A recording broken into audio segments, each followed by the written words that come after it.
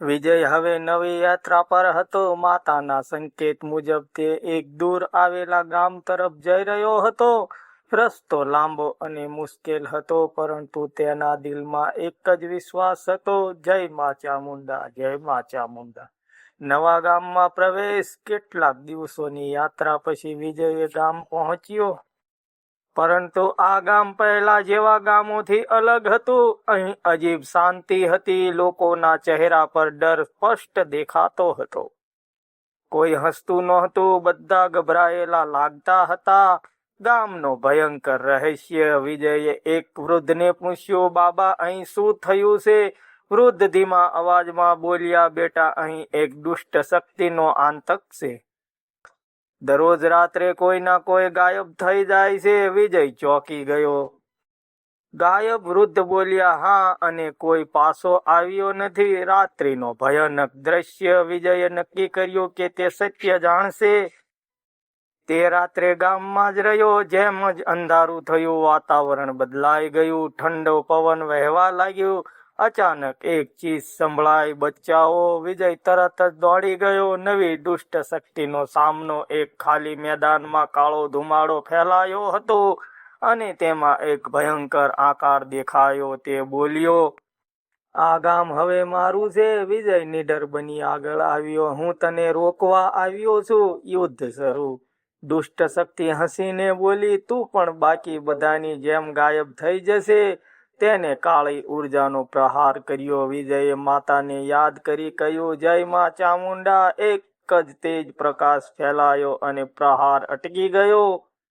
રહસ્યમય વધુ ઘેરું બની છે, પરંતુ આ વખતે કંઈક અલગ થયું. દુષ્ટ શક્તિ ગાયબ થઈ ગઈ, પણ કોઈ પરાજયનો અહેસાસ નહોતો થયો. વિજય વિચારમાં પડી ગયો, આ શું છે? આ દુશ્મન સીધો યુદ્ધ કેમ નથી કરતો? છુપાયેલો ખતરો. એ જ સમયે એક બાળક ગાયબ થઈ ગયો. વિજયે સમજ્યો, આ શક્તિ સીધી લડતી નથી, તે છુપાઈને હુમલો કરે છે.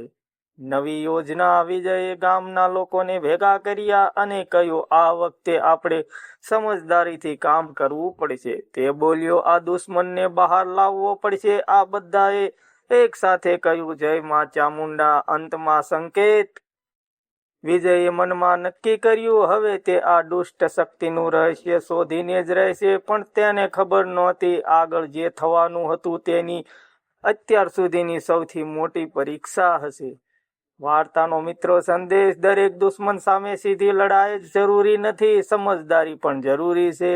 માતા પર વિશ્વાસ રાખવાથી દરેક રસ્તો ખુલે છે. જય મા ચામુંડા ભાગ 39 પૂર્ણ થઈ ગયો છે. આગળનો ભાગ 40માં દુષ્ટ શક્તિનો સાચો ચહેરો, સૌથી ખતરનાક યોજના, માતાનો મોટો ચમત્કાર જોવાનું ભૂલતા નહીં. મિત્રો, સ્ટોરી સારી લાગી હોય તો વિડીયો લાઈક, કમેન્ટ, શેર કરવાનું ભૂલતા નહીં. મળીશું બીજા વિડીયોમાં. ત્યાં સુધી જય માતાજી. વિજય હવે એ અજાણ્યા ગામમાં હતો જ્યાં દરરોજ કોઈને કોઈ ગાયબ થઈ જતો હતો. તેને સમજાઈ ગયું હતું કે આ સામાન્ય દુશ્મન નથી. આ વખતે દુશ્મન છુપાઈને હુમલો કરતો હતો. જાળ બિછાવવાની તૈયારી. વિજયે ગામના લોકોને કહ્યું, આજ રાત્રે આપણે સત્ય બહાર લાવીશું. બધા લોકો એક જગ્યાએ ભેગા થયા. મંદિર પાસે દીવા પ્રગટાવ્યા. વિજયે યોજના બનાવી. બધા લોકો માતાનું નામ જપ કરશે. ભક્તિનો જપ. રાત્રે બધા એક સાથે બોલવા લાગ્યા, જય મા ચામુંડા, જય મા ચામુંડા. જેમ જેમ જપ વધતો ગયો, વાતાવરણ બદલાવા લાગ્યું. અચાનક પવન તેજ થયો. આકાશ કાળો થઈ ગયો. દુષ્ટ શક્તિનું પ્રગટાવ. અચાનક કાળો ધુમાડો દેખાયો અને તેમાંથી એક આકાર બહાર આવ્યો. પણ આ વખતે તે સ્પષ્ટ દેખાતો હતો.